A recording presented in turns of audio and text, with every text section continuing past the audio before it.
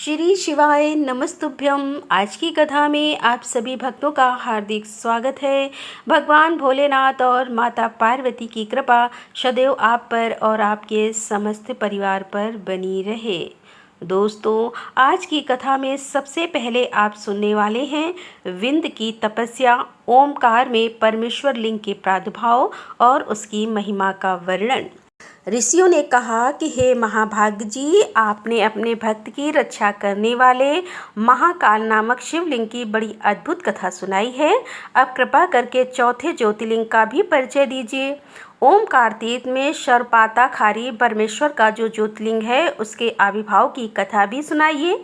तब सूत जी बोले कि हे महर्षियों, ओमकार तीर्थ में परमेश्वर संजत ज्योतिर्लिंग जिस प्रकार प्रकट हुआ है वह बताता हूँ, उसे प्रेम से सुनो। एक समय की बात है, भगवान नारद मुनि गोकर्ण नामक शिव के समीप जाकर बड़ी भक्ति के साथ उनकी सेवा करने लगे।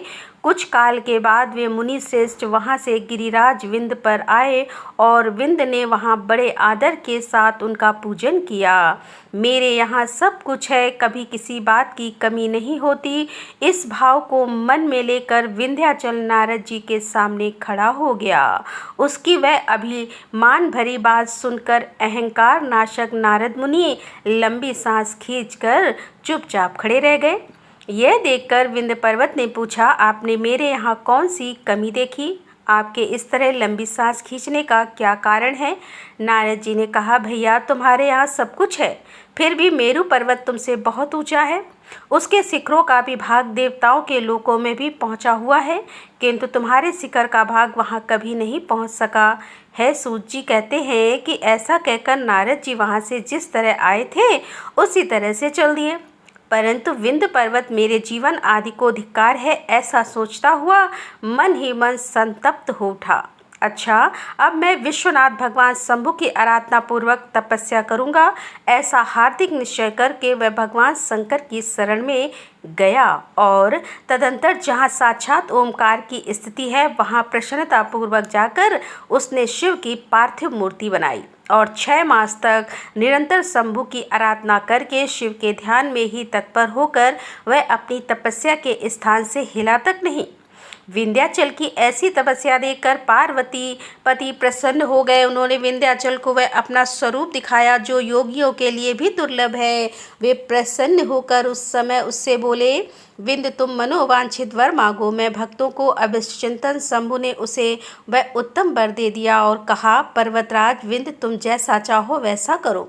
इसी समय देवता तथा निर्मल अंतःकरण वाले ऋषि वहां आए और शंकर जी की पूजा करके बोले, हे प्रभु, आप यहाँ स्थिर रूप से निवास करें। देवताओं की यह बात सुनकर परमेश्वर शिव प्रसन्न हो गए और लोगों को सुख देने के लिए उन्होंने सहर्ष वैसा ही किया।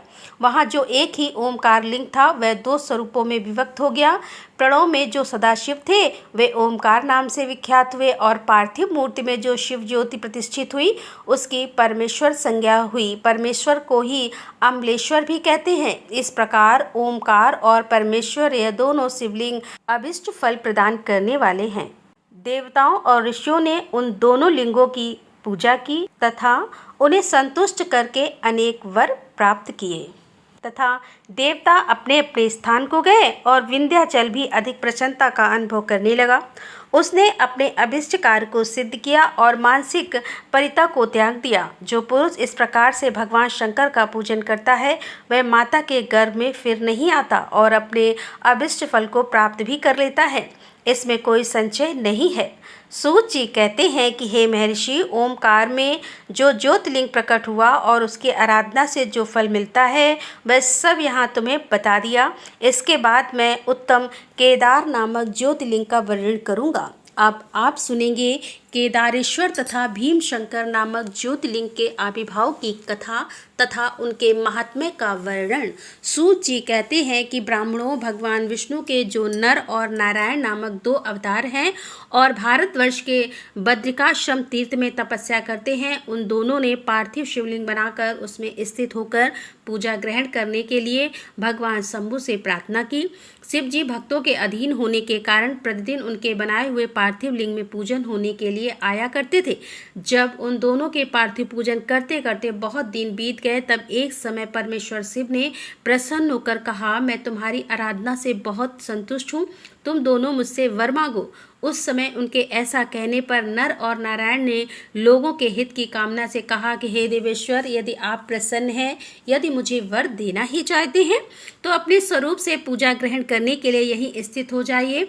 उन दोनों बंधुओं के इस प्रकार अनुरोध करने पर कल्याणकारी महेश्वर हिमालय के उस केदार तीर्थ में स्वयं ज्योतिर्लिंग के रूप में स्थित हो गए। उन दोनों से पूजित होकर संपूर्ण दुख और भय का नाश करने वाला शंभु लोगों का उपकार करने और भक्तों को दर्शन देने के लिए स्वयं केदारेश्वर के नाम से प्रसिद्ध होकर वहां रहते हैं। वे दर्शन और पूजन करने वाले भक्तों को सदा अभिष्ट चिंतन फल प्राप्त करते हैं, सदा अभिष्ट वस्तु प्रदान करते हैं। उसी दिन से जिसने भी भक्ति भाव से केदारेश्वर का पूजन किया, उसके लिए स्वप्न में भी दुख दुर्लभ हो गया। वहां पर शिव का भक्त शिवलिंग के निकट शिव के रूप से अंकित वलय अर्थात कंकड़ या कड़ा चढ़ता है। वह उस वलय युक्त स्वरूप का दर्शन करके समस्त पापों से मुक्त हो जाता है, साथ ही जीवन मुक्त भी हो जाता है। तो बद्रीवन की यात्रा करता है, उसे भी जीवन मुक्ति की प्राप्ति होती है। नर और नारायण के तथा केदारेश्वर शिव के रूप का दर्शन करके मनुष्य मोक्ष का भागी होता है, इसमें कोई संशय नहीं है। केदारेश्वर में भक्ति रखने वाले जो पुरुष वहां की यात्रा आरंभ करके उनके पास तक पहुंचने के लिए पहले मार्ग में ही मर जाते हैं, वे भी मोक्ष पा जाते हैं। इसमें विचार करने की आवश्यकता ही नहीं है। तीर्थ में पहुंचकर वहां प्रेम पूर्वक केदारेश्वर की पूजा करके वहां का जल पी लेने के पश्चात मनुष्य का फिर जन्म नहीं होता। हे ब्राह्मणों, इस भारतवर्ष में संपूर्ण जीवों को भक्तिभाव से भगवान नर और नारायण की तथा केदारेश्वर शंभु की पूजा करनी चाहिए। अब मैं भीम शंकर नामक ज्योतिर्लिंग का महात्म्य कहूँगा, तुम ध्यान पूर्वक सुनो। काम रूप देव में लोकहित की कामना से साक्षात भगवान शंकर ज्योतिर्लिंग के रूप में अवतरित हुए थे। उनका वह स्वरूप कल्याण और सुख का आश्रय है। हे ब्राह्मणों, पूर्व काल में एक महापराक्रमी राक्षस हुआ था जिसका नाम भीम था। वह सदा धर्म का विध्वंस करता और समस्त प्राणियों को दुख देता था। वह महाबली राक्षस कुंभकर्ण के वीर और करकटी के गर्भ से उत्पन्न हुआ था तथा अपनी माता के साथ सह पर्वत पर निवास करता था। एक दिन समस्त लोगों को दुख देने वाले भयानक पराक्रमी दुष्ट भीम ने अपनी माता से पूछा कि माँ, मेरे पिताजी कहाँ हैं? तुम अकेली क्यों रहती हो? मैं यह सब जानना चाहता हूँ, अतः यथार्थ बात बताओ। करकटी बोली, बेटा, रावण के छोटे भाई कुंभकर्ण तेरे पिता थे। भाई सहित उस महाबली वर को श्री राम ने मार डाला। मेरे पिता का नाम कंकट और माता का नाम पुष्कर था। वीरा मेरे पति थे जिन्हें पूर्व काल में राम ने मार डाला। अपने प्रिय स्वामी के मारे जाने पर मैं अपने माता पिता के पास ही रहती थी। एक दिन मेरे माता पिता अगस्त्य मुनि के शिष्य सुतीक्ष्णा को अपना आहार बनाने के लिए गए। वे बड़े तपस्वी और महात्मा थे। उन्होंने कुपित होकर मेरे माता पिता को ही भस्म कर डाला। वे दोनों मर गए। तब से मैं अकेली होकर बड़े दुख के साथ इस पर्वत पर रहने लगी। मेरा कोई अवलंब नहीं रह गया। मैं असहाय और दुख से आतुर होकर यहाँ निवास करती थी। इसी समय महान बल और पराक्रम से संपन्न राक्षस कुंभकर्ण, जो कि रावण के छोटे भाई थे, यहाँ आए और उन्होंने बलात् मेरे साथ समागम किया। फिर वे मुझे छोड़कर लंका चले गए। तत्पश्चात तुम्हारा जन्म हुआ। तुम भी अपने पिता के ही समान महान बलवान और पराक्रमी हो। अब मैं तुम्हारा ही सहारा लेकर यहाँ कालक्षेप करती हूँ। सूत जी कहते हैं कि हे ब्राह्मणों, करकटी की यह बात सुनकर भयानक पराक्रमी भीम कुपित होकर यह विचार करने लगा कि मैं विष्णु के साथ कैसा बर्ताव करूं। इन्होंने तो मेरे पिता को ही मार डाला और मैंने नाना नानी भी उनके भक्त के हाथ से ही मारे गए और इस प्रकार मुझे बहुत दुख दिया। यदि मैं अपने पिता का पुत्र हूँ तो श्री हरि को अवश्य पीड़ा दूंगा। ऐसा निश्चय करके भीम महान तप करने के लिए चला गया। उसने ब्रह्मा की प्रसन्नता के लिए 1000 वर्षों तक महान तप किया। तपस्या के साथ साथ वह मन ही मन इष्ट देवता का ध्यान भी किया करता था। तब लोक पितामह ब्रह्मा उसे वर देने के लिए गए और इस प्रकार बोले। ब्रह्मा जी ने कहा, भीम, मैं तुम पर प्रसन्न हूँ, तुम्हारी जो इच्छा हो उसके अनुसार वर मांगो। भीम बोला, हे देवेश्वर, हे कमलासन, यदि आप प्रसन्न हैं और मुझे वर देना चाहते हैं तो आज मुझे ऐसा बल दीजिए जिसकी कहीं तुलना न हो। सूत जी कहते हैं कि ऐसा कहकर उस राक्षस ने ब्रह्मा जी को नमस्कार किया और ब्रह्मा जी भी उसे अभिष्ट वर देकर अपने धाम को चले गए।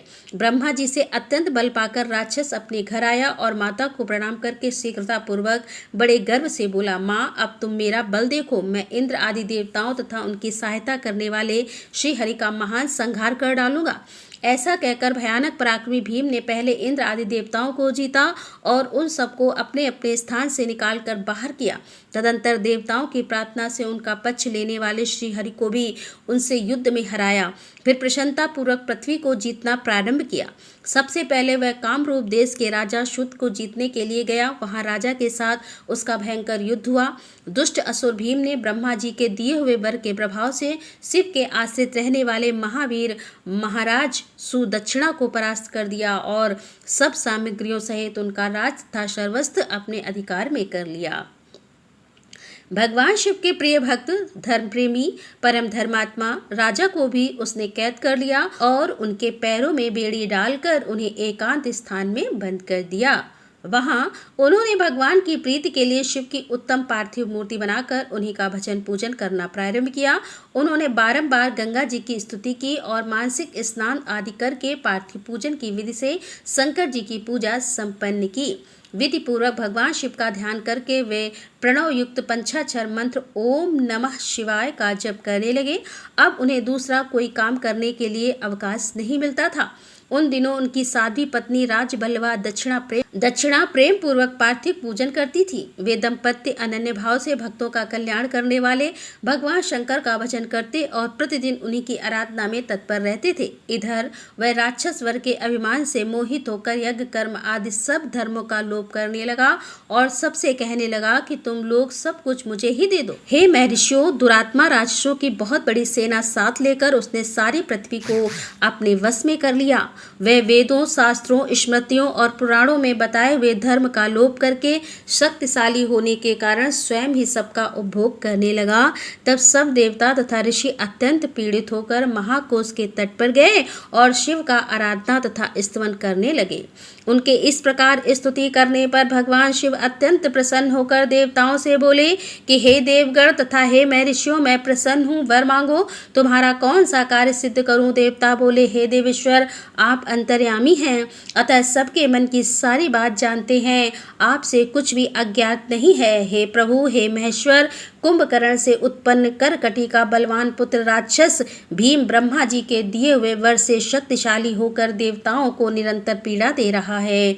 अतः आप इस दुखदायी राक्षस का नाश कर दीजिए, हम पर कृपा कीजिए, विलंब ना कीजिए। शंभु ने कहा कि हे देवताओं, कामरूप देश के राजा सुदक्षिणा मेरे श्रेष्ठ भक्त हैं, उनसे मेरा एक संदेश कह दो, फिर तुम्हारा सारा कार्य शीघ्र ही पूरा हो जाएगा। उनसे कहना, कामरूप देश के अधिपति महाराजा सुदक्षिण, हे प्रभु, तुम मेरे विशेष भक्त हो, अतः प्रेम पूर्वक मेरा भजन करो। दुष्ट राक्षस भीम ब्रह्मा जी का वर पाकर प्रबल हो गया, इसीलिए उसने तुम्हारा तिरस्कार किया है, परंतु अब मैं उस दुष्ट को मार डालूंगा, इसमें संदेह नहीं है। सूत जी कहते हैं कि हे ब्राह्मणों, तब उन सब देवताओं ने प्रसन्नता पूर्वक वहां जाकर उन महाराज से शंभु की कही हुई सारी बातें कह सुनाई। उनसे वह संदेश कहकर देवताओं और महर्षियों को बड़ा आनंद प्राप्त हुआ और वे सब के सब शीघ्र ही अपने अपने आश्रम को चले गए। इधर भगवान शिव भी अपने गणों के साथ लोकहित की कामना से अपने भक्त की रक्षा करने के लिए सादर उसके निकट गए और गुप्त रूप से वहीं ठहर गए। इसी समय कामरूप नरेश ने पार्थिव शिव के सामने गाढ़ ध्यान लगाना आरंभ किया। इतने में ही किसी ने राक्षस से जाकर कह दिया कि राजा तुम्हारे नाश के लिए कोई पुरस्करण कर रहे हैं। यह समाचार सुनते हुए राक्षस कुपित हो उठा और उनको मार डालने की इच्छा से नंगी तलवार हाथ में लिया राजा के पास गया। वहां पार्थिव आदि जो सामग्री स्थित थी उसे देखकर तथा उसका प्रयोजन और स्वरूप को समझकर राक्षस ने यही माना कि राजा मेरे लिए कुछ कर रहा है, अतः सब सामग्रियों सहित इस नरेश को मैं बलपूर्वक अभी नष्ट कर देता हूँ। ऐसा विचार कर उस महाकृटिशो राजा ने भगवान शंकर पर रक्षा करने का भार सौंपकर कहा, मैं चराचर जगत के स्वामी भगवान शिव का पूजन करता हूँ। तब राक्षस भीम ने भगवान शंकर के प्रति बहुत तिरस्कार युक्त दुर्वचन कहकर राजा को धमकाया और भगवान शंकर के पार्थिव लिंग पर तलवार चलाई। वह तलवार उस पार्थिव लिंग का स्पर्श भी नहीं करने पाई। उससे साक्षात भगवान हर वहां प्रकट हो गए और बोले, देखो मैं भीमेश्वर हूँ और अपने भक्त की रक्षा के लिए प्रकट हुआ हूँ। मेरा पहले से ही यह व्रत है कि मैं सदा अपने भक्त की रक्षा करूं, इसीलिए भक्तों को सुख देने वाले मेरे बल की ओर दृष्टिपात करो। ऐसा कहकर भगवान शिव ने पिनाक से उसकी तलवार के 2 टुकड़े कर दिए। तब उस राक्षस ने फिर अपना त्रिशूल चलाया, परंतु शंभु ने उस दुष्ट के त्रिशूल को भी सैकड़ों टुकड़े कर डाले। तदंतर शंकर जी के साथ उसका घोर युद्ध हुआ, जिससे सारा जगत शब्द हो गया।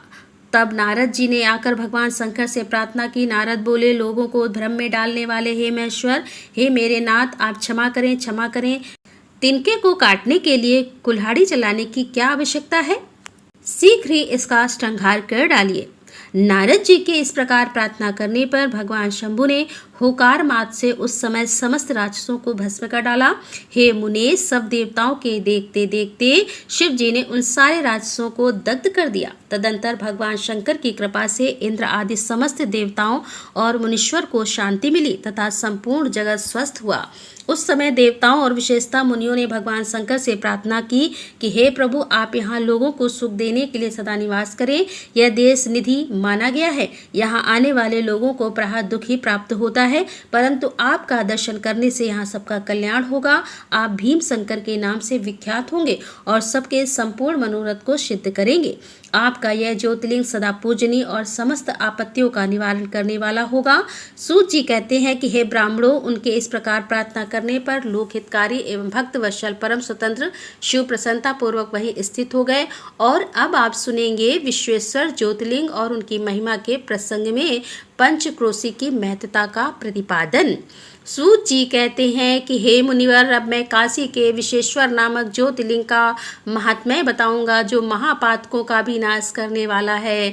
तुम लोग ध्यान पूर्वक सुनो। इस भूतल पर जो कोई भी वस्तु दृष्टिगोचर होती है वह सच्चिदानंद स्वरूप निर्विकार एवं सनातन ब्रह्मा रूप है।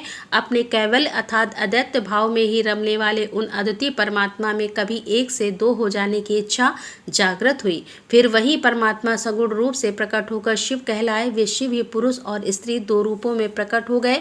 उनमें जो पुरुष था उसका शिव नाम हुआ और जो स्त्री हुई उसे शक्ति कहते हैं। उन चिंतानंद स्वरूप शिव और शक्ति ने स्वयं अदृश्य रहकर स्वभाव से ही 2 चेतनों प्रकृति और पुरुष की सृष्टि की। हे मुनिवरों, उन समय उन दोनों माताओं को सामने देखकर वे दोनों प्रकृति और पुरुष बोले कि हे प्रभु, हे शिव, तपस्या के लिए तो कोई स्थान है ही नहीं। फिर हम दोनों इस समय कहाँ स्थित होकर आपकी आज्ञा के अनुसार तप करें। तब निर्गुण शिव ने तेज के सर्वभूते शुभ एवं सुंदर नगर का निर्माण किया, जो उनका अपना ही स्वरूप था। वह सभी आवश्यक उपकरणों से युक्त था। उस नगर का निर्माण करके उन्होंने उसे उन दोनों के लिए भेजा। वह नगर आकाश में पुरुष के समीप आकर्षित हो गया। तब पुरुष अर्थात श्री हरि ने उस नगर में स्थित होकर सृष्टि की कामना से शिव का ध्यान करते हुए बहुत वर्षों तक तप किया। उस समय परिश्रम के कारण उनके शरीर से श्वेत जल की अनेक धाराएं प्रकट हुई, जिनसे सारा शून्य आकाश व्याप्त हो गया। वहां दूसरा कुछ भी दिखाई नहीं देता था। उसे देखकर भगवान विष्णु मन ही मन बोल उठे, यह कैसी अद्भुत वस्तु दिखाई देती है। उस समय इस आश्चर्य को देखकर उन्होंने अपना सिर हिलाया, जिससे उन प्रभु के सामने ही उनके एक कान से मणि गिर पड़ी। जहाँ वह मणि गिरी वह स्थान मणि कणिका नामक महान तीर्थ हो गया। जब पूर्वोक्त जल राशि में वह सारी पंचक्रोशी डूबने और बहने लगी, तब निर्गुण शिव ने शीघ्र ही उसे अपने त्रिशूल के द्वारा धारण कर लिया। फिर विष्णु अपनी पत्नी प्रकृति के साथ वहीं सोए। तब उनकी नाभि से एक कमल प्रकट हुआ और उस कमल से ब्रह्मा उत्पन्न हुए। उनकी उत्पत्ति में भी शंकर का आदेश ही कारण था। तदंतर उन्होंने शिव की आज्ञा पाकर अद्भुत सृष्टि आरंभ की। ब्रह्मा जी ने ब्रह्मांड में 14 भुवन बनाए। ब्राह्मण का विस्तार महर्षियों ने 50 करोड़ योजन का बताया है। फिर भगवान शिव ने यह सोचा कि ब्रह्मांड के भीतर कर्मपाश से बंधे हुए प्राणी मुझे कैसे प्राप्त कर सकेंगे। यह सोचकर उन्होंने मुक्तदायिनी पंचक्रोशी को इस जगत में ही छोड़ दिया। यह पंचक्रोशी काशी लोक में कल्याणदायिनी, कर्म बंधन का नाश करने वाली, ज्ञानदात्री तथा मोक्ष प्रकाशित करने वाली मानी गई है। अतः मुझे परम प्रिय है। यहाँ स्वयं परमात्मा ने अभिमुख लिंग की स्थापना की है। अतः मेरे अंशभूत हे हरे, तुम्हें कभी इस क्षेत्र का त्याग नहीं करना चाहिए। ऐसा कहकर भगवान हर ने काशीपुरी को स्वयं अपने त्रिशूल से उतारकर मृतलोक के जगत में छोड़ दिया। ब्रह्मा जी का एक दिन पूरा होने पर जब सारे जगत का प्रलय हो जाता है, तब भी निश्चय ही इस काशीपुरी का नाश नहीं होता। उस समय भगवान शिव से त्रिशूल पर धारण कर लेते हैं और जब ब्रह्मा द्वारा पुनः नई सृष्टि की जाती है, तब इसे फिर से वह भूतल पर स्थापित कर देते हैं। कर्मों का कर्षण करने से ही इस पुरी को काशी कहते हैं। काशी में अविमुक्तेश्वरानंद की पुरुषों को भी मोक्ष प्रदान करने वाला है। हे मुनिवर, अन्य मोक्षदय धामों में सारूप्य आदि मुक्ति प्राप्त होती है, केवल इस काशी में ही जीवों को सायुज्य नामक सर्वोत्तम मुक्ति सुलभ होती है। जिनकी कहीं भी गति नहीं है, उनके लिए वाराणसी पूरी ही गति है। महापुण्यमयी पंचक्रोशीय करोड़ों हत्याओं का विनाश करने वाली है। यहाँ समस्त अमरगण भी मरण की इच्छा करते हैं, फिर दूसरों की तो बात ही क्या है। यह शंकर की प्रिय नगरी काशी सदा भोग और मोक्ष प्रदान करने वाली है। कैलाश के पति, जो कि भीतर से सत्व गुणी और बाहर से तमोगुण कहे गए हैं, काला गम रुद्र के नाम से विख्यात हैं। वे निगुण होते हुए भी सगुण रूप से प्रकट हुए शिव हैं। उन्होंने बारंबार प्रणाम करके निर्गुण शिव से इस प्रकार कहा, हे विश्वनाथ, हे महेश्वर, मैं आपका ही हूँ, इसमें संचय नहीं है। सामवेद महादेव, मुझ आत्मज पर कृपा कीजिए और जगतपते लोक हित की कामना से आपको सदा यहीं रहना चाहिए। हे जगन्नाथ, मैं आपसे प्रार्थना करता हूँ, आप यहाँ रहकर जीवों का उद्धार करें। सूत जी कहते हैं, तदंतर मन और इंद्रियों को वश में रखने वाले अभिमुक्त ने भी शंकर से बारंबार प्रार्थना करके नेत्रों से आंसू बहाते हुए ही प्रसन्नता पूर्वक उनसे कहा। अभिमुक्त बोले, काल रूपी रोग की सुंदर औषधि देवादिदेव महादेव, आप वास्तव में तीनों लोगों के स्वामी तथा ब्रह्मा और विष्णु आदि के द्वारा भी सेवित हैं। हे देव, काशीपुरी को आप अपनी राजधानी स्वीकार करें। मैं अत्यंत सुख की प्राप्ति के लिए यहाँ सदा आपका ध्यान लगाए स्थिर भाव से बैठा रहूंगा। आप ही मुक्ति देने वाले तथा संपूर्ण कामनाओं के पूरक हैं, दूसरा कोई नहीं है। अतः आप परोपकार के लिए उमा सहित सदा यहाँ विराजमान रहे। हे सदाशिव, आप समस्त जीवों का संसार सागर से पार करें। हे हर, मैं बारंबार प्रार्थना करता हूँ कि आप अपने भक्तों का कार्य सिद्ध करें। सूत जी कहते हैं कि हे ब्राह्मणों, जब विश्वनाथ ने भगवान शंकर से इस प्रकार प्रार्थना की, तब सर्वेश्वर शिव समस्त लोगों का उपकार करने के लिए वहाँ विराजमान हो गए। जिस दिन से भगवान शिव काशी में आ गए, उसी दिन से काशी सर्वश्रेष्ठ पुरी हो गई। सूत जी कहते हैं कि हे मुनिवर, मैं संक्षेप से ही वाराणसी तथा विश्वेश्वर के परम सुंदर महात्म्य का वर्णन करता हूँ, तुम ध्यान पूर्वक सुनो। एक समय की बात है कि पार्वती देवी ने लोकहित की कामना से बड़ी प्रसन्नता के साथ भगवान शिव से अभिमुक्त क्षेत्र और अभिमुक्त लिंग का महात्म्य पूछा। तब परमेश्वर शिव ने कहा कि वाराणसीपुरी सदा के लिए मेरा तम क्षेत्र है और सभी जीवों की मुक्ति का सर्वदा हेतु है। इस क्षेत्र में सिद्ध गण सदा मेरे व्रत का आश्रय लेकर नाना प्रकार के वेश धारण किए मेरे लोक को पाने की इच्छा रखकर तात्मा और जितेंद्री होकर नित्य महायोग का अभ्यास करते हैं। उस उत्तम महायोग का नाम है पाशुपत योग। उसका श्रुतियों द्वारा प्रतिपादन हुआ है। वह भोग और मोक्ष रूप फल प्रदान करने वाला है। हे महेश्वरी, वाराणसीपुरी में निवास करना मुझे सदा ही अच्छा लगता है। जिस कारण से मैं सब कुछ छोड़कर काशी में रहता हूँ, उसे बताता हूँ, तुम ध्यान पूर्वक सुनो। जो मेरा भक्त तथा मेरे तत्व का ज्ञानी है, वे दोनों अवश्य मोक्ष के भागी होते हैं। उनके लिए तीर्थ की अपेक्षा नहीं है। विहित और अविहित दोनों प्रकार के कर्म उनके लिए समान हैं। उन्हें जीवन मुक्त ही समझना चाहिए। वे दोनों कहीं भी मरे तुरंत ही मोक्ष प्राप्त कर लेते हैं। यह मैंने निश्चित बात कही है। हे सर्वोत्तम शक्ति देवी, उसे इस परम उत्तम अवमुक्त तीर्थ में जो विशेष बात है, उसे तुम मन लगाकर सुनो। सभी वर्ण और समस्त आश्रमों के लोग, चाहे वे बालक हों, जवान हों, बूढ़े हों या फिर कोई भी हों क्यों न हो, यदि इस पुरी में मर जाएं तो मुक्त हो ही जाते हैं। इसमें संशय नहीं है। स्त्री अपवित्र हो या पवित्र, कुमारी हो या विवाहित विधवा हो या पंध्या, रजशला, प्रसूता, संस्कारहीना अथवा जैसी तैसी कैसी ही क्यों न हो, यदि इस क्षेत्र में मरी हो तो अवश्य मोक्ष की भागी होती है। इसमें संदेह नहीं है। स्वदेश अंडज उदित जरायुज प्राणी जैसे यहाँ मरने पर मोक्ष पाता है, वैसे और कहीं नहीं पाता। हे देवी, यहाँ मरने वालों के लिए ना ज्ञान की अपेक्षा है, ना भक्त की, ना कर्म की आवश्यकता है, और ना दान की, ना काशी संस्कृत की अपेक्षा है, और ना धर्म की ही है। यहाँ नाम कीर्तन पूजन तथा उत्तम जाति की भी उपेक्षा नहीं होती। जो मनुष्य मेरे इस मोक्षदय क्षेत्र में निवास करता है, वह चाहे जैसे मरे उसके लिए मोक्ष की प्राप्ति सुनिश्चित है। हे प्रिय, मेरा यह दिव्य पूर्व गुहा से भी गुहातर है। ब्रह्मा आदि देवता भी इसके महात्म्य को नहीं जानते, इसीलिए महान क्षेत्र अभिमुख नाम से प्रसिद्ध है, क्योंकि नैमिष आदि सभी तीर्थों से यह श्रेष्ठ है। यह मरने पर अवश्य मोक्ष देने वाला है। धर्म का सार सत्य है, मोक्ष का सार समता है, तथा समस्त क्षेत्रों एवं तीर्थों का सार यह अभिमुख तीर्थ काशी है, ऐसी बिंद की मान्यता है। एवं तीर्थों का सार यह अभिमुक्त तीर्थ काशी है, ऐसी विद्वानों की मान्यता है। इच्छानुसार भोजन, शयन, क्रीड़ा तथा विविध कर्मों का अनुष्ठान करता हुआ भी मनुष्य यदि इस अभिमुक्त तीर्थ में प्राणों का परित्याग करता है तो उसे मोक्ष मिल जाता है। जिसका चित्त विषयों में आसक्त है और जिसने धर्म की रुचि त्याग दी है, वह भी यदि इस क्षेत्र में मृत्यु को प्राप्त होता है तो पुनः संसार बंधन में नहीं पड़ता। फिर तो ममता से रहित और धीर सत्वगुणी, दमहीन, कर्म कुशल और कताप के अभिमान से रहित होने के कारण किसी भी कर्म का आरंभ ना करने वाले हैं, उनकी तो बात ही क्या है। वे सब मुझ में ही स्थित हैं। इस काशीपुरी में शिव भक्तों द्वारा अनेकों शिवलिंग स्थापित किए गए हैं। हे पार्वती, वे संपूर्ण अविष्ट को देने वाले और मोक्षदायक हैं। चारों दिशाओं में 5-5 कोस फैला हुआ यह क्षेत्र अविमुक्त कहा गया है। यह सब ओर से मोक्षदायक है और जीव को मृत्यु काल में यह क्षेत्र उपलब्ध हो जाए तो उसे अवश्य मोक्ष की प्राप्ति होती है।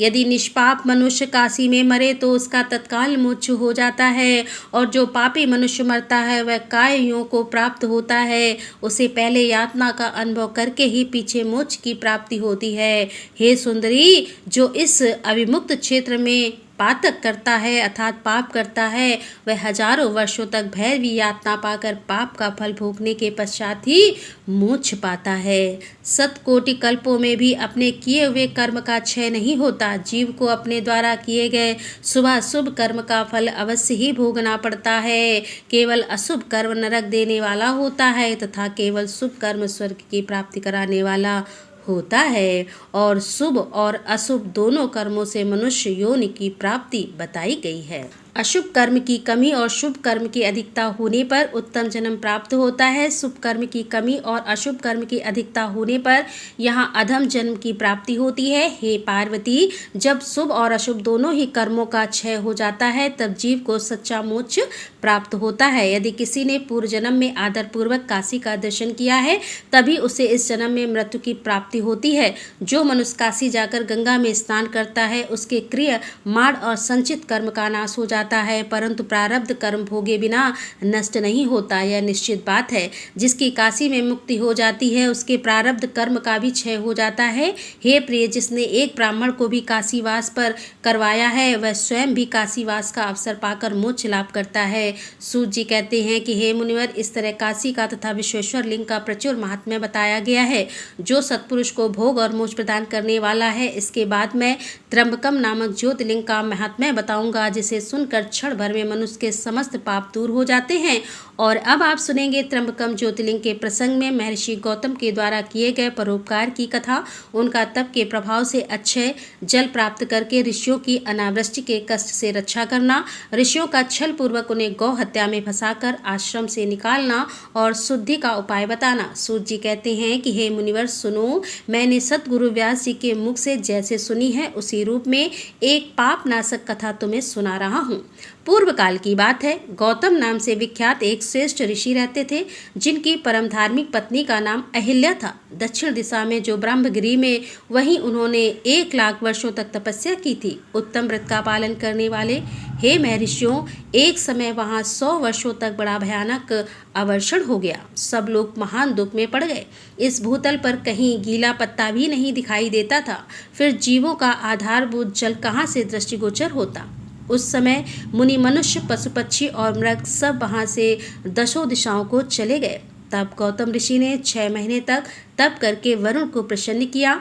वरुण ने प्रकट होकर वर मांगने को कहा। ऋषि ने वृष्टि के लिए प्रार्थना की। वरुण ने कहा, देवताओं के विधान के विरुद्ध वृष्टि न करने पर मैं तुम्हारी इच्छा के अनुसार तुम्हें सदा अक्षय रहने वाला जल देता हूँ।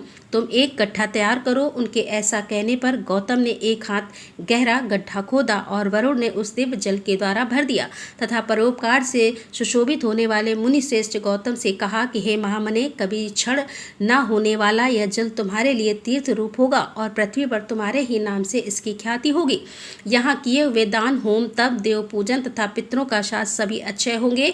ऐसा कहकर उस महर्षियों से प्रशंसक वरुण देव अंतर्ध्यान हो गए। उस जल के द्वारा दूसरों का उपकार करके महर्षि गौतम को भी बड़ा सुख मिला। महात्मा पुरुष का आश्रय मनुष्यों के लिए महत्व की प्राप्ति कराने वाला होता है। महान पुरुष ही महात्मा के उस स्वरूप को देखते और समझते हैं।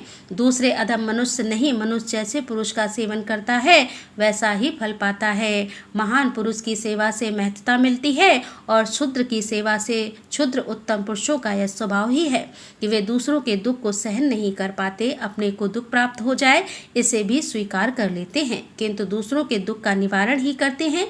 दयालु, अभिमान शून्य, उपकारी और जितेंद्रीय ये पुण्य के 4 खंबे हैं जिसके आधार पर यह पृथ्वी टिकी हुई है। तदंतर गौतम जी वहां उस परम दुर्लभ जल को पाकर विधि पूर्वक नित्य नैमित्तिक कर्म करने लगे।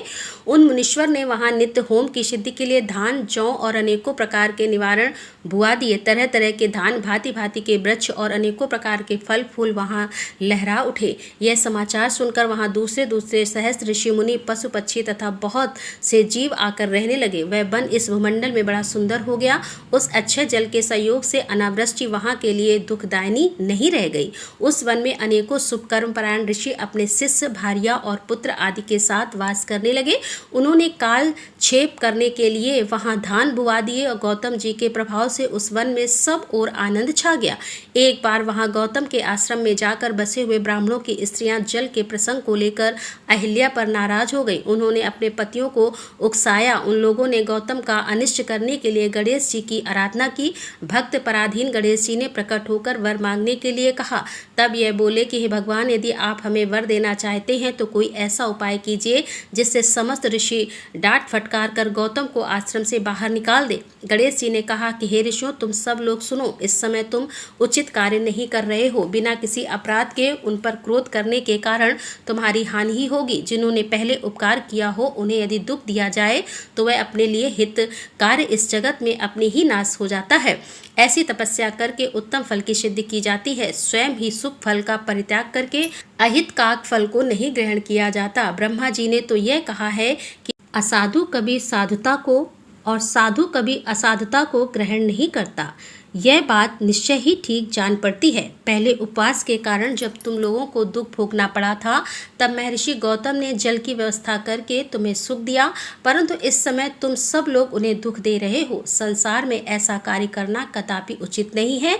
इस बात पर तुम सब लोग सर्वदा विचार कर लो। स्त्रियों की शक्ति से मोहित हुए उन लोग यदि मेरी बात नहीं मानोगे तो तुम्हारा यह बर्ताव गौतम के लिए अत्यंत हितकारी होगा, इसमें संशय नहीं है। मुनि श्रेष्ठ गौतम तुम्हें पुनः निश्चय ही सुख देंगे, अतः उनके साथ छल करना कदापि उचित नहीं है। इसीलिए तुम लोग कोई दूसरा वर मांगो। सूत जी कहते हैं कि हे ब्राह्मणों, महात्मा गणेश ने ऋषियों से जो यह बात कही वह यद्यपि उनके लिए हितकर थी तो भी उन्होंने इसे स्वीकार नहीं किया। तब भक्तों के अधीन होने के कारण उन शिव कुमार ने कहा, तुम लोगों ने जिस वस्तु के लिए प्रार्थना की है उसे मैं अवश्य करूंगा।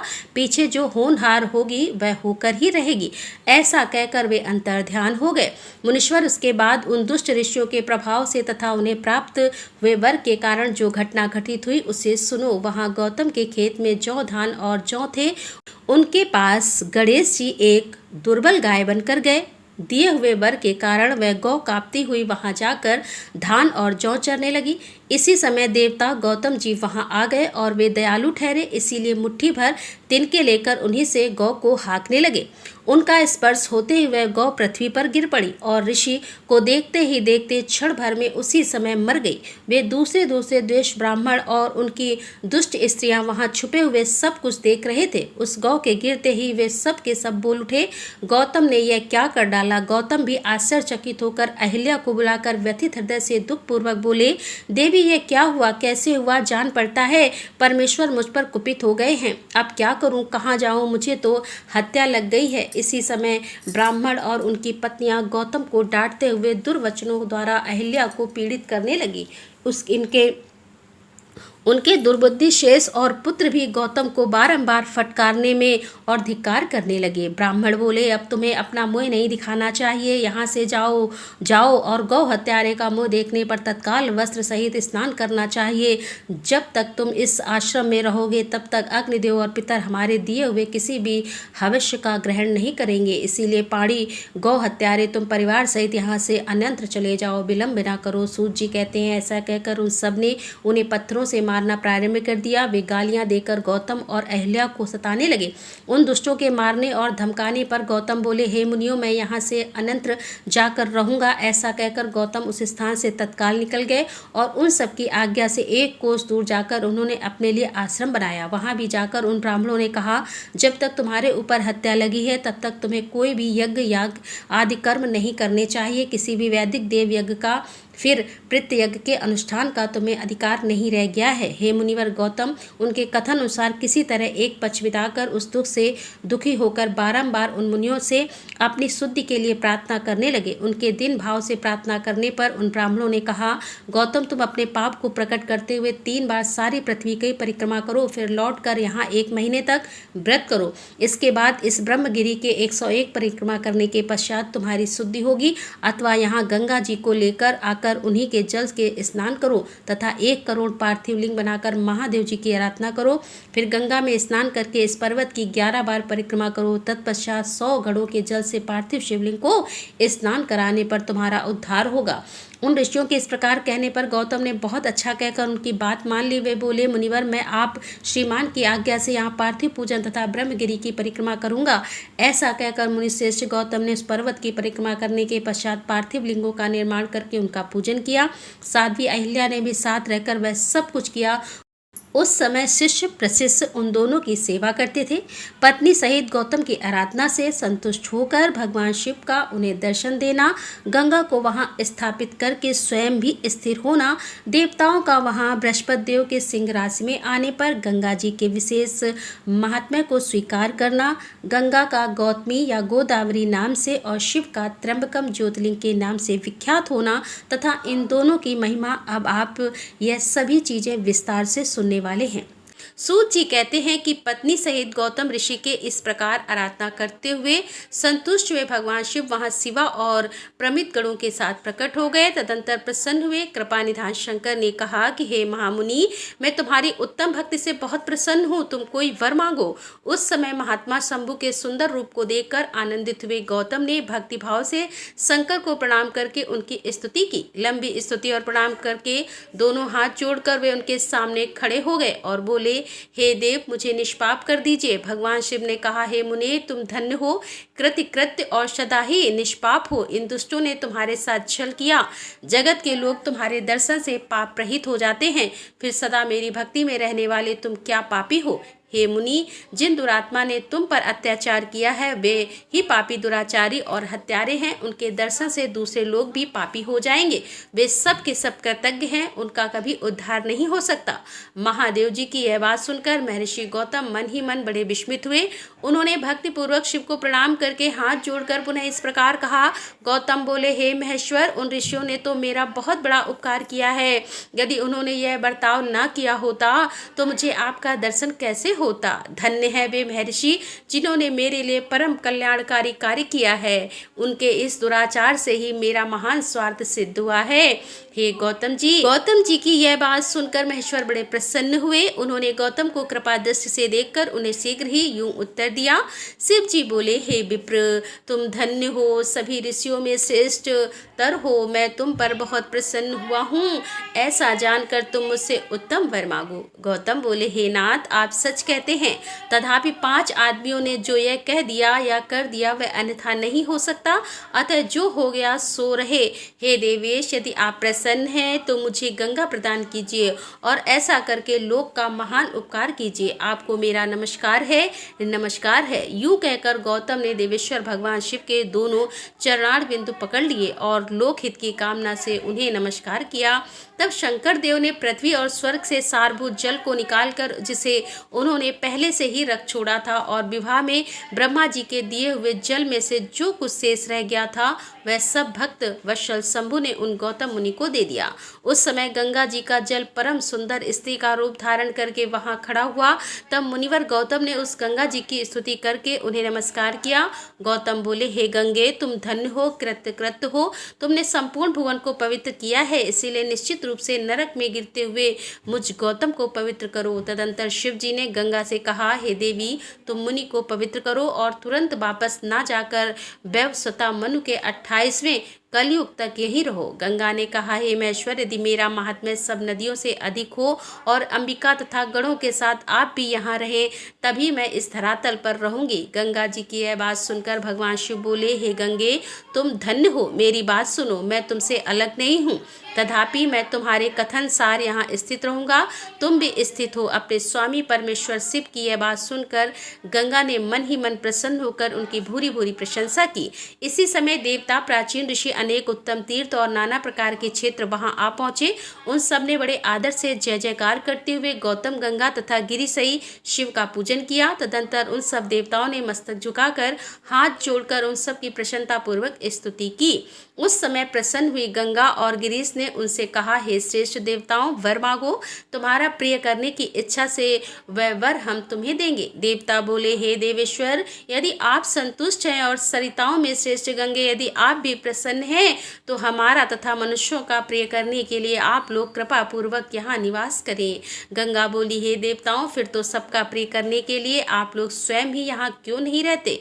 मैं तो गौतम जी के पाप का प्रक्षालन करने जैसे आई हूँ, उसी तरह लौट जाऊंगी। आपके समाज में यहाँ मेरी कोई विशेषता समझी जाती है?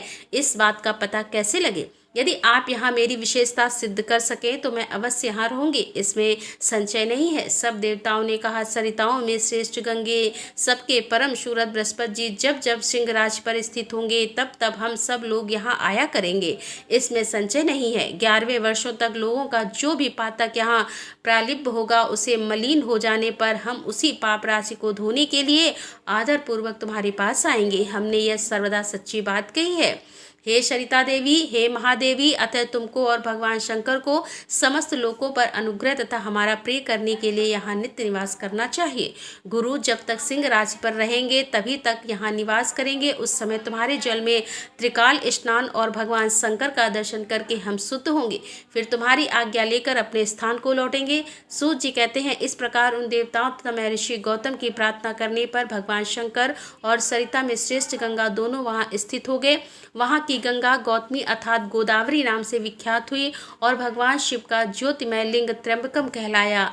यह ज्योतिलिंग महान पातकों का नाश करने वाला है। उसी दिन से लेकर जब जब बृहस्पति सिंह राशि में स्थित होते हैं तब तब सब तीर्थ क्षेत्र, देवता, पुष्कर आदि सरोवर, गंगा आदि नदियां तथा श्री विष्णु आदि देवगण अवश्य गौतमी के तट पर पधार कर वहां वास करते हैं। वे सब जब तक गौतमी के किनारे रहते हैं तब तक अपने स्थान पर उनका कोई फल नहीं होता, और जब वे अपने प्रदेश में लौट जाते हैं तभी वहां इनके सेवन का फल मिलता है।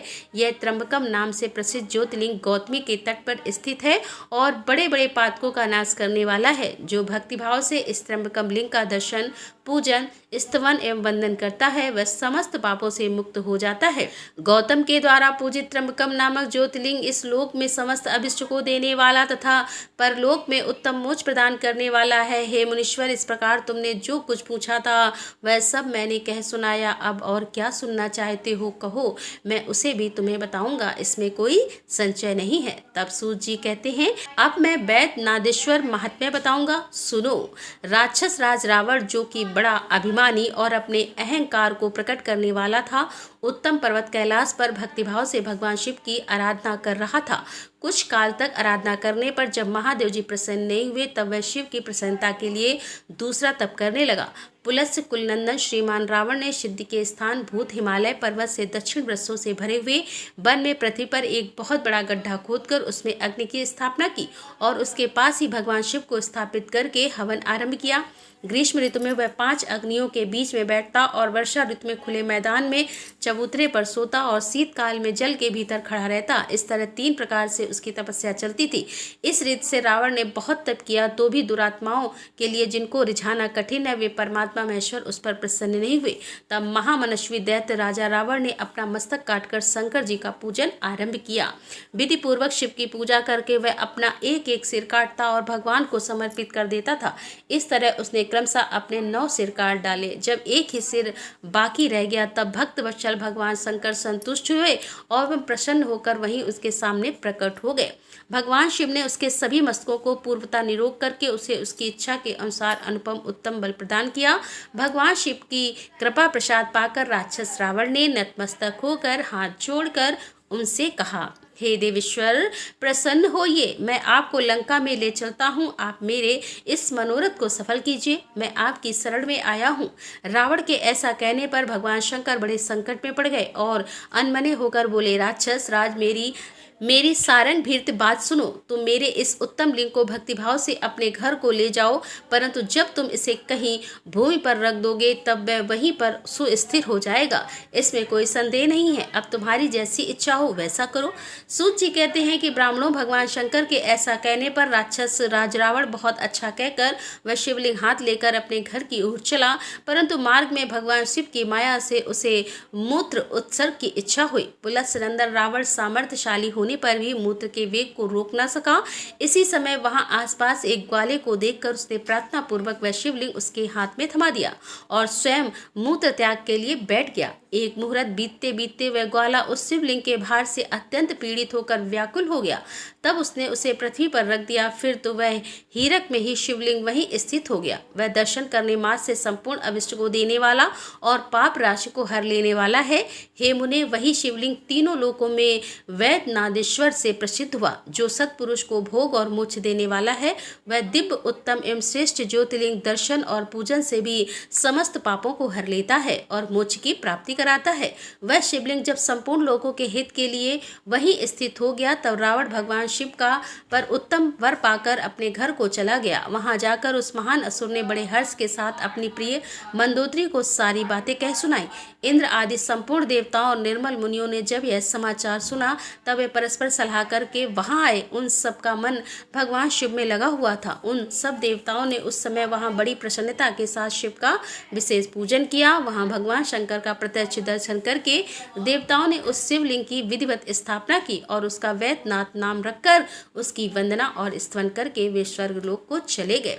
ऋषियों ने पूछा, हे सूत जी, जब वह शिवलिंग वहीं स्थित हो गया तब रावण अपने घर को चला गया, तब वहाँ कौन सी घटना घटित हुई यह आप बताइए। सूत जी ने कहा, ब्राह्मणों, भगवान शिव का परम उत्तम वर पाकर महान असुर रावण अपने घर को चला गया। वहाँ उसने अपनी प्रिया से सब बातें कही और अत्यंत आनंद का अनुभव करने लगा। इधर इस समाचार को सुनकर देवता घबरा गए कि पता नहीं यह देवद्रोही महादुष्ट रावण भगवान शिव के वरदान से बल पाकर क्या करेगा। उन्होंने नारद जी को भेजा। नारद जी ने जाकर रावण से कहा, तुम कैलाश पर्वत को उठाओ, तब पता लगेगा कि शिव जी का दिया हुआ वह वरदान कहाँ तक सफल हुआ। रावण को यह बात जच गई। उसने जाकर कैलाश को उखाड़ लिया। इससे सारा कैलाश हिल उठा। तब गिरजा कहने लगी, हे महादेव जी ने रावण को घमंडी समझकर इस प्रकार श्राप दिया। कैलाश हिल उठा। तब गिरजा के कहने से महादेव जी ने रावण को घमंडी समझकर इस प्रकार श्राप दिया। महादेव जी बोले, रे दुष्ट भक्त दुर्वती रावण, तू अपने बल पर इतना घमंड ना कर। तेरी इन भुजाओं का घमंड चूर करने वाला वीर पुरुष शीघ्र ही इस जगत में अवतरित होगा। सूत जी कहते हैं, इस प्रकार वहां जो घटना हुई उसे नारद जी ने सुना। रावण ने प्रसन्न चित्त होकर जैसे आया था उसी तरह अपने घर लौट आया। इस प्रकार मैंने वैद्य नादेश्वर सुनने वाले मनुष्यों का समस्त पाप भस्म हो जाता है। अब आप सुनेंगे नागेश नामक ज्योतिर्लिंग का प्रादुर्भाव और उसकी महिमा। सूत जी कहते हैं कि ब्राह्मणों, अब मैं परमात्मा शिव के नागेश नामक परम उत्तम ज्योतिर्लिंग का आविर्भाव का प्रसंग सुनाऊंगा। तुम ध्यानपूर्वक सुनो। दारुका नाम से प्रसिद्ध कोई राक्षसी थी जो पार्वती के वरदान से सदा घमंड में भरी रहती थी। अत्यंत बलवान राक्षस दारुक उसका पति था। उसने बहुत से राक्षसों को साथ लेकर वहां सत्पुरुष का संहार मचा रखा था। वह लोगों के यज्ञ और धर्म का नाश करता फिरता और पश्चिम समुद्र के तट पर उसका एक वन था जो संपूर्ण समृद्धियों से भरा रहता था। उस वन का विस्तार सब ओर से 16 योजन था। दारुका अपने विलास के लिए जहाँ जाती वहीं भूमि वृक्ष तथा अन्य सब उपकरणों से युक्त वह वन भी चला जाता था। देवी पार्वती ने उस वन की देखरेख का भार दारुक को सौंप दिया। दारुका अपने पति के साथ इच्छा अनुसार उसमें विचरने लगती। राक्षस अपनी पत्नी द्वारका के साथ वहां रहकर सबको भय देता था। उससे पीड़ित हुई प्रजा ने महर्षि की शरण में जाकर उनको अपना दुख सुनाया। शरणागत की रक्षा के लिए राक्षसों को यह शाप दे दिया कि यह राक्षस यदि पृथ्वी पर प्राणियों की हिंसा या यज्ञों का विध्वंस करेंगे तो उसी समय अपने प्राणों से हाथ धो बैठेंगे। देवताओं ने जब यह बात सुनी तब उन्होंने दुराचारी राक्षसों पर चढ़ाई कर दी। अब राक्षस घबराए। यदि वे लड़ाई में देवताओं को मारते तो मुनि के शाप से स्वयं मर जाते और यदि नहीं मारते तो पराजित होकर भूखों मर जाते। उस अवस्था में राक्षसी दारुका ने कहा कि भवानी के वरदान से मैं इस सारे वन को जहाँ चाहूँ ले जा सकती हूँ। यूं कहकर वह समस्त वन को जो है ले जाकर समुद्र में जा बसी। राक्षस लोग पृथ्वी पर न रहकर जल में निर्भय रहने लगे और वहां प्राणियों को पीड़ा देने लगे। एक बार बहुत सी नाव उधर से आ निकली जो मनुष्यों से भरी हुई थी। राक्षसों ने उनमें बैठे हुए सब लोगों को पकड़ लिया और बेड़ियों से बांधकर कारागार में डाल दिया। वे उन्हें बारंबार धमकियां देने लगे। उनसे सुप्रिय वसुले का सरदार था। वह बड़ा सदाचारी भस्म रुद्राक्षीधारी तथा भगवान शिव का परम भक्त था। सुप्रिय नंदन जो शंकर का पूजन करता ही था। बहुत से अपने साथियों को भी उसने शिव की पूजा सिखाती थी। फिर सब लोग नमः शिवाय मंत्र का जप और शंकर जी का ध्यान करने लगे। सुप्रिय नंदन राक्षस को जब इस बात का पता लगा तब उसने आकर सुप्रिया को धमकाया। उसके साथ ही राक्षस सुप्रिय नंदन भय से कातर हो गया। वह बड़े प्रेम से शिव का चिंतन और उनके नामों का जप करने लगा। वैश्यपति ने कहा, देवेश्वर शंकर मेरी रक्षा कीजिए।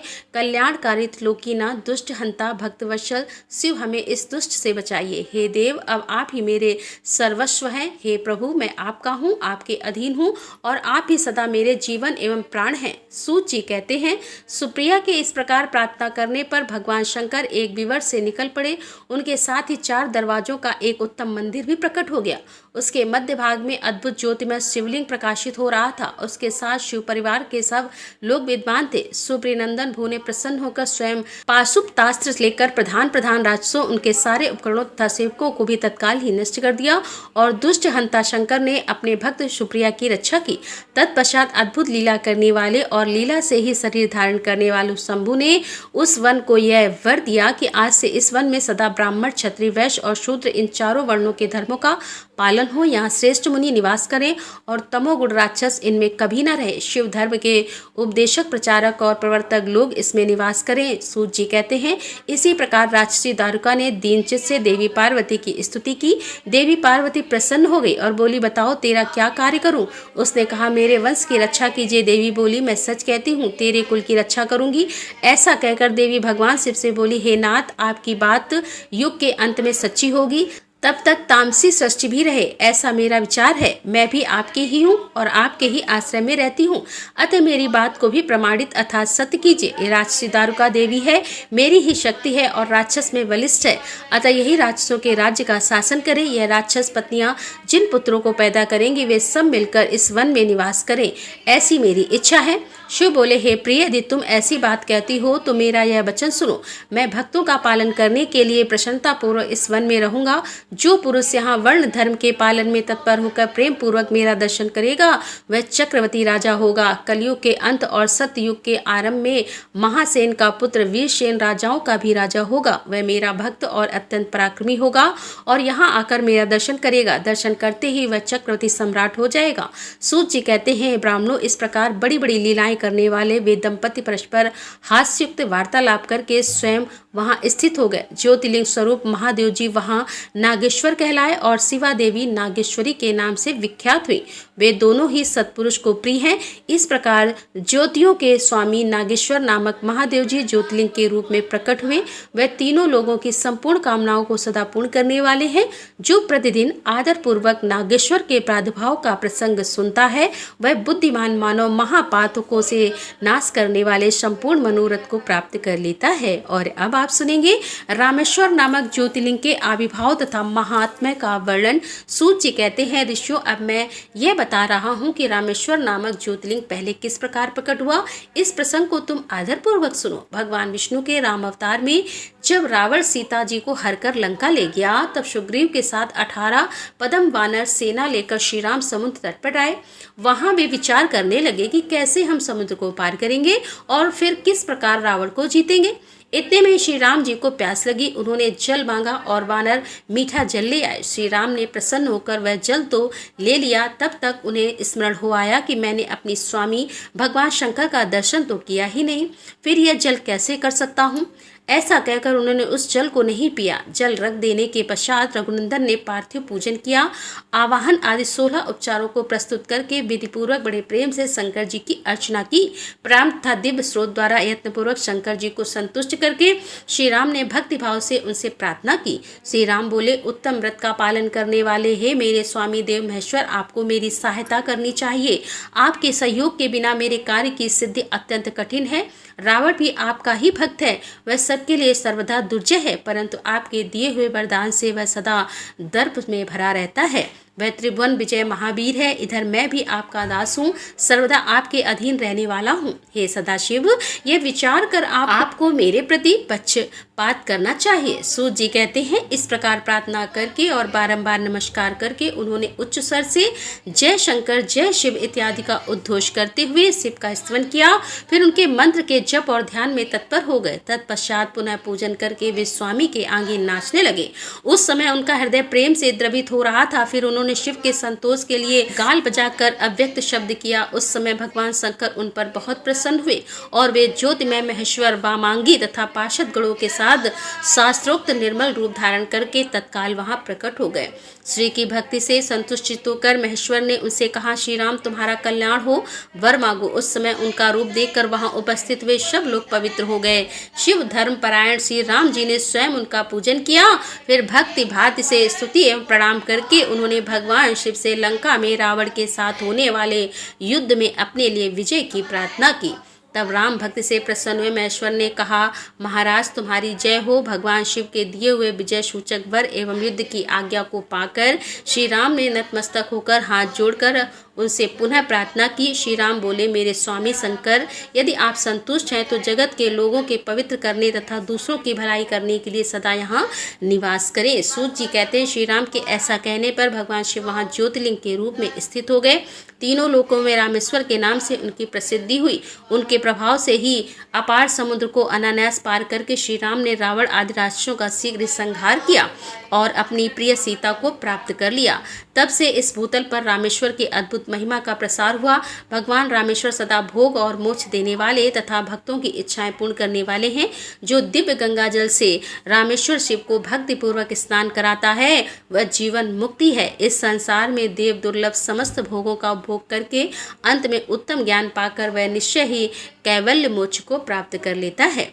इस प्रकार मैंने तुम लोगों से भगवान शिव के रामेश्वर नामक दिव्य ज्योतिर्लिंग का वर्णन किया, जो अपनी महिमा सुनने वालों के समस्त पापों का अपहरण करने वाला है।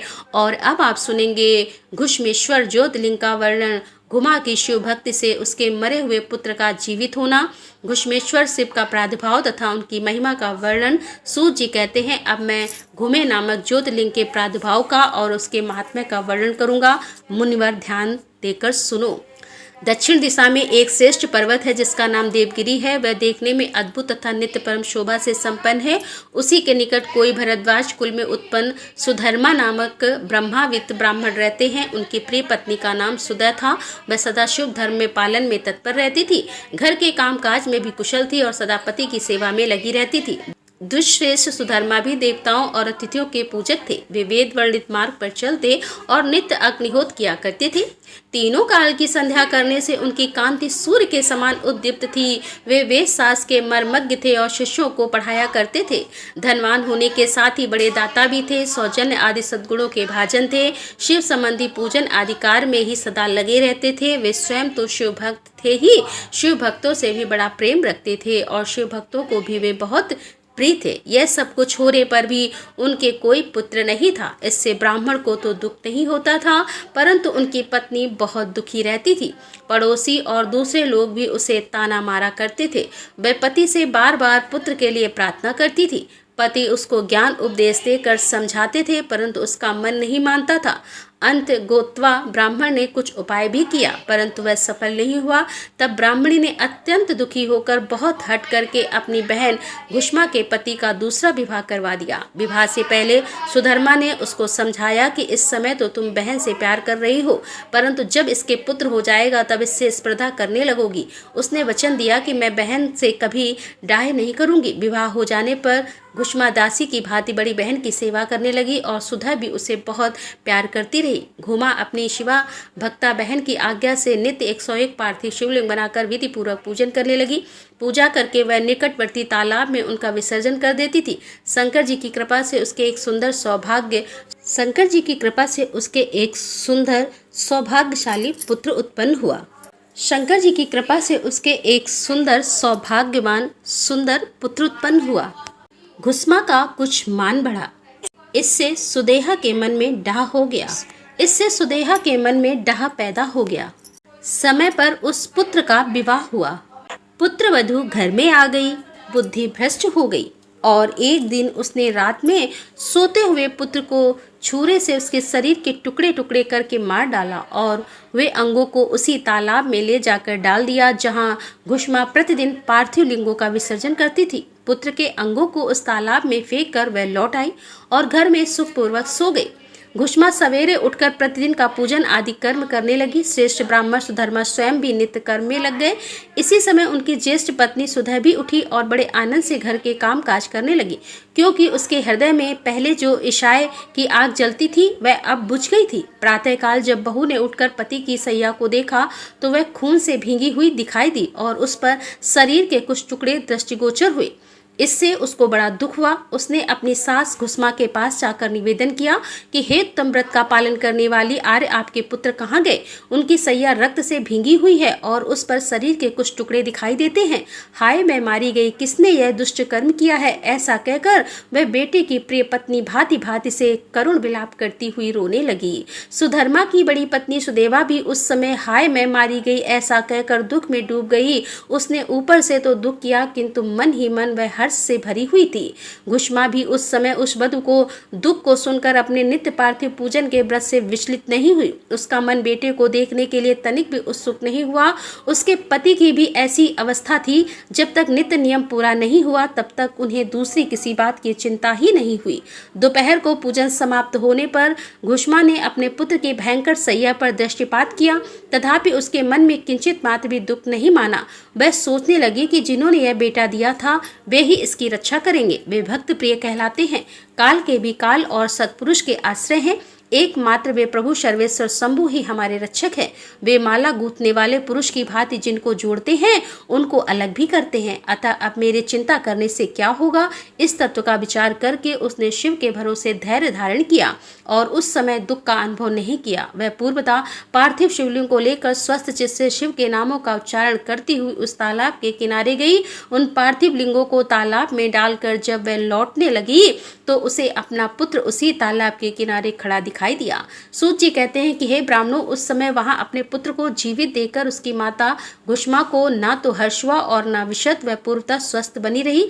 इसी समय उस पर संतुष्ट हुए ज्योतिषी स्वरूप महेश्वर शिव शीघ्र उसके सामने प्रकट हो गए। शिव बोले, हे सुमुखी, मैं तुम पर प्रसन्न हूँ। वर मांगो। तेरी दुष्टा सौत ने इस बच्चे को मार डाला था, अतः मैं उसे त्रिशूल से मारूंगा। सूत जी कहते हैं तब घुष्मा ने शिव को प्रणाम करके उस समय यह वर मांगा कि हे नाथ, सुदय मेरी बड़ी बहन है, अतः आपको इसकी रक्षा करनी चाहिए।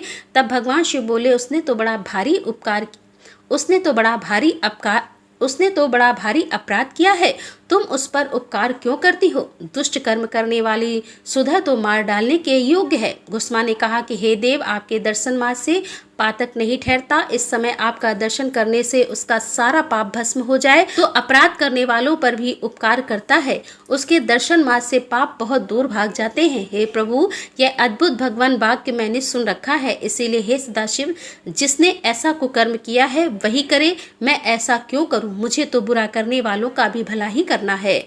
तब सूत जी कहते हैं घुष्मा के ऐसा कहने पर दया सिंधु भक्तवत्सल महेश्वर और भी प्रसन्न हुए तथा इस प्रकार बोले, हे घुष्मे, तुम कोई और भी वर मांगो, मैं तुम्हारे हित कर पर अवश्य कर दूंगा, क्योंकि तुम्हारे इस भक्त से और विकार शून्य स्वभाव से मैं बहुत प्रसन्न।